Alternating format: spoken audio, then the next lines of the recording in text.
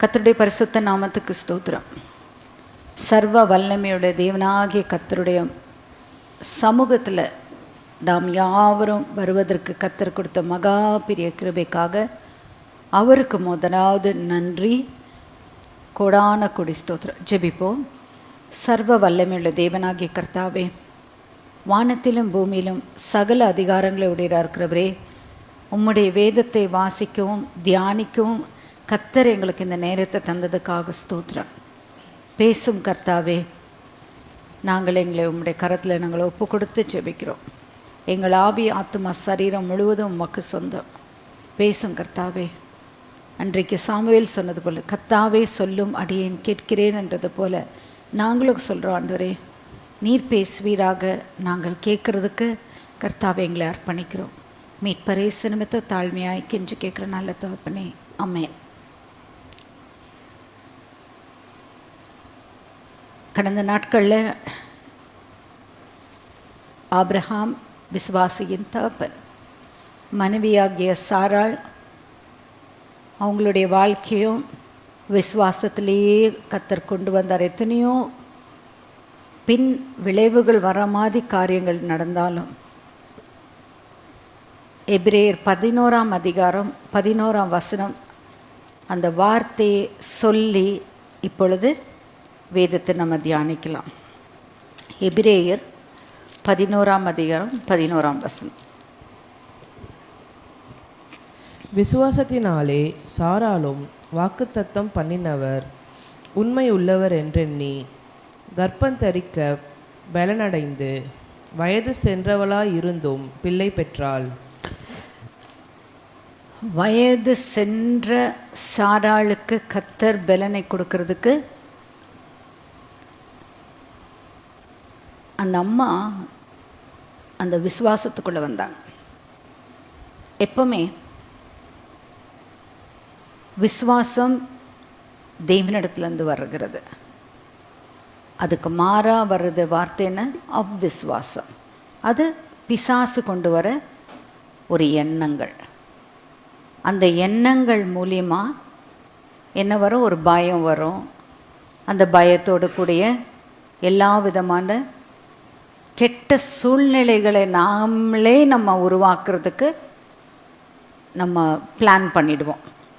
So அது என்ன விளைவு கொண்டு வரணும்? பயத்துக்குள்ளே கொண்டு போகும். ஆனால் இங்கே பாருங்கள், சாராள் அம்மாவுடைய பேர் விசுவாசிகளின் பட்டியலில் வந்திருக்கு.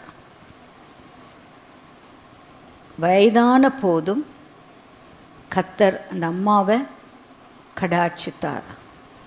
பிள்ளையை பெற்றெடுக்க கர்த்தர் பலன் தந்தார். கைனிக் மூலியமாக வருகிற காரியம் என்னென்னா, 30 years is a fertile time. 30 to 40 okay, can be manageable. 40 and above highly risk. 50 and above highly risk. அப்படியே நம்ம எடுத்துக்கிட்டே போகலாம். ஆனால் கர்த்தருடைய பலன் வந்தால் 90 வயசுதான மூதாட்டி ஆகிய சாராமாக்கு கர்த்தர் பலன் கொடுத்தார். இது தேவன் கொடுக்குற கிருபை. அவருடைய பலத்தால் தான் அந்த அம்மா எடுக்க இந்த பாதையில் வர்றதுக்கு கர்த்தர் உதவி செய்தார். கடந்த எபிசோட்ஸ்லாம் நம்ம படித்தோம்.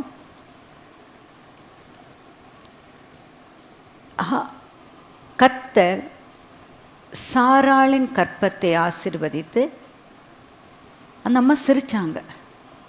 எனக்கா? அதாவது தேவன் சொன்ன வார்த்தையை விசுவாசத்துக்குள்ளே கொண்டு வராமல் அந்த இடத்துல என்ன பண்ணுறாங்க? சிரிக்கிறாங்கன்னா என்ன அர்த்தம்? அவன் மதிக்கிறதுக்கு உண்டான அடையாளம். எப்பவுமே நினச்சிக்கோங்க, தேவனுடைய வார்த்தை சொன்ன மாத்திரத்தில், ஆண்டவரே இந்த காரியம் நீங்கள் சொல்லியிருக்கீங்க, அது நடக்கட்டும்னு அப்படியே நம்ம ஏற்றுக்கொள்ளும்போது நமக்கு அது உரியதாக மாறுது. இதுக்கு அடையாளம் யாருனாக்கா மரியாள். உம்முடைய வார்த்தையின்படி எனக்காக கடவுது. பாருங்க, கர்த்தர் அந்த முழு உலகத்துக்கு இன்ன வரைக்கும் இனி பிறக்க போகிற குழந்தைங்களுடைய உலகத்தின் பாவங்களை சுமந்து தீர்த்த தேவனாக வருகிறார். அதுக்கு அந்த அம்மா உம்முடைய வார்த்தையின்படி நான் ஆக கிடவுது. ஆனால் இந்த அம்மா என்ன செய்கிறாங்க? சிரிக்கிறாங்க. அதுக்கு தான் பேர் சொல்கிறாரு, நீ அடுத்த உற்பத்தி காலத்தில் என் பிள்ளையை பெறுவ, அவனுக்கு ஈசாக்குன்னு பேர் வைன்றார். ஈசாக்கு என்றால் சிரிப்பு. ஸோ கேட்குறவங்கெல்லாம் சிரிப்பாங்கல்ல, ஸோ சிரிக்கிறதுக்கு. ஸோ இந்த அம்மா சிரித்ததுனால அதே பேரை கொடுத்துட்டார் தேவன். இப்போது எல்லாமே ஒரு காரியத்துக்குள்ளே நம்ம வரும்போது, விசுவாசத்துக்குள்ளே வரும்போது எல்லாமே பரீட்சைக்குள்ளே போகும். அந்த பரீட்சையில் போனால் தான் நமக்கு வெற்றி, அந்த வெற்றியோடு கூடிய அந்த அந்த ஆசீர்வாதம் வரும். அதே போல தான் நம்ம பிதாக்களாகிய ஆபிரகாமுடைய வாழ்க்கையிலும் ஒரு பரீட்சைக்குள்ளே போகிறார். ஏன்னா 100 வயசாகி ஒரு குழந்தைய கொடுத்துருக்கிறாருன்னா அவர் எவ்வளோ பொக்கிஷமாக அவர் பார்ப்பார். ஆனால் ஆண்டவர் என்ன பார்க்குறாரு? நீ அந்த பொக்கிஷத்தை பார்க்குறியா, நீ என்ன பார்க்குறியா? எப்படி சொல்கிறார் தேவன்? எதுக்காக அந்த டெஸ்ட் வச்சார்? ஆபிரகாம் தேவனுக்கு முதலிடம் கொடுக்குறாரா, இல்லை அவருக்கு கிடைத்த அந்த நன்மையை முதலிடத்தில் வைத்திருக்கிறாரா? எடுத்து வாசிப்போம். ஆதியாகமம். அதுக்கு முன்னதாக நான் ஒரு இல்லஸ்ட்ரேஷன் கொடுக்கணுன்னு பார்க்குறேன். எதுனா, எப்பவுமே நெகட்டிவ் வந்தது இல்லைங்களா? ஆபிரகாமுடைய லைஃப்பில் நெகட்டிவ்ஸ் வந்தது. அந்த விசுவாச பாதையில் போகும்போது ஆபிரகாமுக்கும் சேராவுக்கும் பரீட்சைகள், அதாவது அவங்களால எப்படி இதை எடுத்து நடத்துறதுன்னு தெரியாமல் தங்க சொந்த முயற்சியில் எடுக்கிறாங்க பாருங்கள். அதோடைய காரியத்தில் இதில் ஒரு பாடத்தை நம்ம கற்றுக்கலாம். ஏன்னா நம்மளுடைய வாழ்க்கையில் ஒவ்வொரு நாளும் நம்மளும் இந்த மாதிரி பாதைகளுக்குள்ளே போகிறோம். எடுப்போம் 20ஆம் அதிகாரம் ஆதியாகமம்.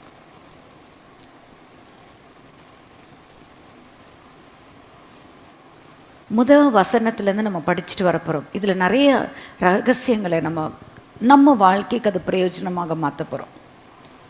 1ஆம் வசனம். ஆபிரகாம் அவ்விடம் விட்டு தென் தேசத்திற்கு பிரயாணம் பண்ணி காத்தேசுக்கும் சூருக்கும் நடுவாகிய குடியேறி கேராரிலே தங்கினான். அங்கே ஆபிரகாம் தன் மனைவியாகிய சாராளை தன் சகோதரி என்று சொன்னதினாலே கேராரின் ராஜாவாகிய அபிமெலேக்கு ஆள் அனுப்பி சாராளை அழைப்பித்தான். பாருங்க, மறுபடியும் போய். ஸோ நம்ம ஆபிரகாமுடைய லைஃப்பில் நம்ம என்ன கற்றுக்குறோன்னா, அவருக்கு ஃபேக்ட் சொல்லி முன்னே போடுறதுக்கு அவரால் முடியல. அந்த டெம்ப்ரவரி சொல்யூஷனை கொண்டு வர்றதுக்காக ஒரு பொய் சொல்லி போகணும்னு பார்க்குறாரு. ஆனால் அவருடைய பேர் என்ன? விசுவாசியின் தகப்பன். கர்த்தர் உருவாக்கிட்டுருக்கிறார்.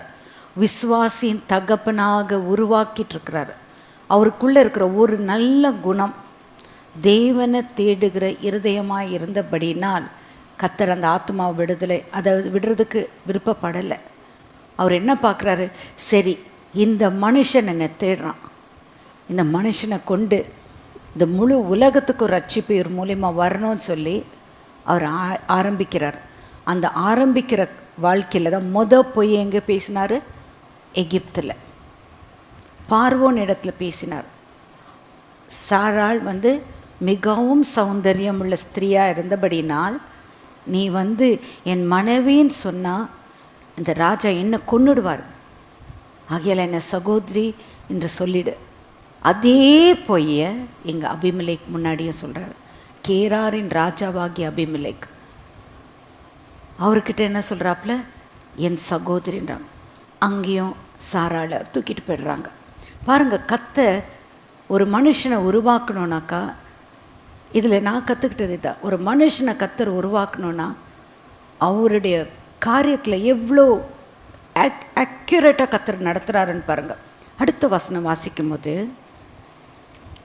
தேவன் இரவிலே அபிமெலேக்குக்கு சொப்பனத்திலே தோன்றி, நீ அழைப்பித்த ஸ்திரீயின் நிமித்தம் நீ செத்தாய், அவள் ஒருவனுடைய மனைவியாய் இருக்கிறாளே என்றார். பாருங்க, நம்மளை தேவன் காண்கிறார்ன்றது அடையாளம் இதுதான். தேவனுடைய கண்கள் பூமி எங்கும் சுற்றி திரிகிறது. ஒரு மனுஷன் தப்பு பண்ணுறாரோ இல்லை கரெக்டாக இருக்கிறாரோ, அவருடைய வாழ்க்கை எப்படி ஒவ்வொரு கட்டத்துலேயும் எவ்வளோ அழகாக ஆண்டவர் பார்த்துட்ருக்கிறார் பாருங்கள். அவர்கிட்ட நம்ம ஏமாற்ற முடியாது. உமக்கு மறைவாக நான் எங்கே போவேன்? தாவீதுராஜா சொல்கிறார், நான் வானத்துக்கு ஏறினாலும் நீர் அங்கே இருக்கிறேன், கடலின் ஆழத்துக்குள்ளே நான் போனாலும் நீங்கள் அங்கே இருக்கீங்க, விடியக்கார செட்டைகள் மறைவிலையும் நீங்கள் அங்கே இருக்கீங்க. நான் எங்கேயுமே ஓட முடியாது ஆண்டவரே, உம்முடைய சமூகத்தை விட்டு நான் போக முடியாது, உம்முடைய பிரசன்னத்தை விட்டும் நான் போக முடியாது. கர்த்தருடைய கண்கள் காண்கிறது. இந்த வசனம் நம்ம ஏற்கனவே நம்ம வாசிச்சிருக்கிறோம். இந்த வசனத்தை நம்ம வாசிச்சுட்டு மறுபடியும் இந்த ஆதியாகமம் 20ஆம் அதிகாரத்துக்கு மறுபடியும் வரலாம். கர்த்தருடைய வசனம் தேவனுடைய கண்கள் பூமி எங்கும் கவனிக்கிறதுன்றதுக்கு இந்த வசனத்தை பார்க்கலாம்.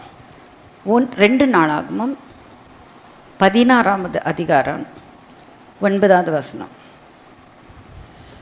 தம்மை பற்றி உத்தம இருதயத்தோடு இருக்கிறவர்களுக்கு தம்முடைய வல்லமையை விளங்க பண்ணும்படி கர்த்தருடைய கண்கள் பூமி எங்கும் உலாவிக் கொண்டிருக்கிறது. பாருங்க, தேவனுடைய கண் மேலேருந்து பார்க்குது, உலகம் முழுவதும் பார்த்துட்ருக்கு. தேவனுடைய கண்கள் முழு உலகத்தை பார்த்துருக்குது. அது யாராக இருக்கட்டும், எந்த மதமாக இருக்கட்டும், யாராக இருந்தாலும் பரவாயில்ல, அவர் கண் பார்த்துட்ருக்கு. அவருக்கு மறைவாக ஒன்றும் செய்ய முடியாது. தாவீதுராஜா ரொம்ப அழகாக சொல்கிறார். 139ஆம் சங்கீதத்தில் 7வது வசனத்துலேருந்து வாசிங்கம்மா.